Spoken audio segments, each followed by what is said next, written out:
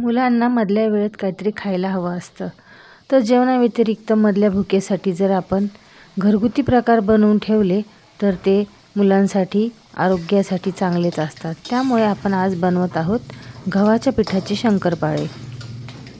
हे चवीला अगदी कुरकुरीत आणि बिस्किटासारखे लागतात आणि साखर न घालता आपण खारे शंकरपाळे बनवत आहोत. तर लगेच आपण रेसिपी पाहत आहोत. तर आपण शंकरपाळे बनवण्यासाठी 1 वाटी रवा घेतलेला आहे आणि 3 वाटी इथे गव्हाचं पीठ घेतलेले आहे. हे एकत्र करून आपण घ्यायचं आहे आणि त्याच्यात 1 चमचा जिरे आणि पाव चमचा ओवा घालायचा आहे आणि तो मिक्सरला आपण फिरवून घ्यायचा आहे. चवीनुसार मीठ घालायचं आहे आणि जिरे ओवाची पूड आपण वाटून घेतली होती ती आपण घालायची आहे पिठामध्ये आणि थोडंसं आपण मिरे पावडर देखील घालणार आहोत. ते अगदी ऑप्शनल आहे, जर तुम्हाला नसेल घालायचं तर ते स्किपही करू शकतो.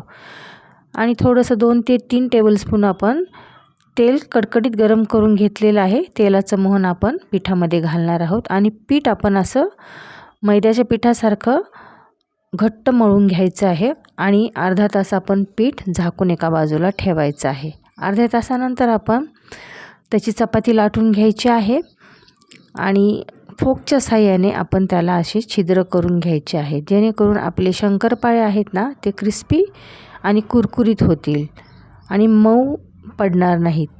त्यामुळे आपण फोकनी सर्व त्याला छिद्र करून घेतलेलं आहे आणि सुरीच्या साहाय्याने आपण त्याला शंकरपाळ्याचा आकार देणार आहोत.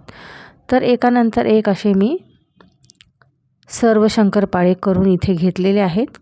आपण पोळी लाटताना कमी पिठाचा वापर करायचा किंवा तुम्ही तेलाचा हात लावून देखील पोळी लाटू शकता, कारण मग तेलामध्ये जर पीठ जास्त लावलं तर तेलामध्ये ते पीठ तरंगत राहतं आणि तेल लवकर काळं पडतं. त्यामुळे आपण कमी पीठ वापरून लाटून घेत आहोत. तर असं एकानंतर एक हुंडा घेऊन मी शंकरपाळे लाटून घेतलेले आहेत आणि सुरीच्या साहाय्याने कट करून आपण शंकरपाळे इथे तयार केलेले आहेत.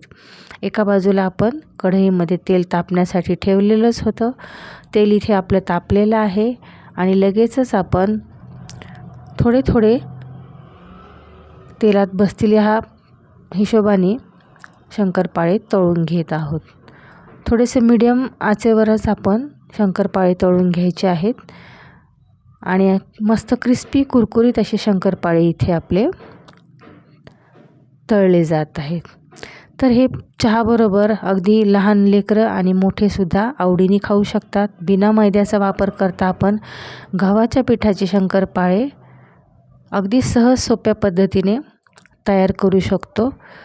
तर अशा प्रकारे जर तुम्हाला शंकरपाळे बनवायचे असेल तर तुम्ही नक्कीच ही रेसिपी ट्राय करून बघा आणि अशाच नवनवीन रेसिपीजसाठी वी ऑल फूडीज ह्या माझ्या चॅनलला लाईक करा, सबस्क्राईब करा आणि ही रेसिपी नक्की ट्राय करून पहा. थँक्यू.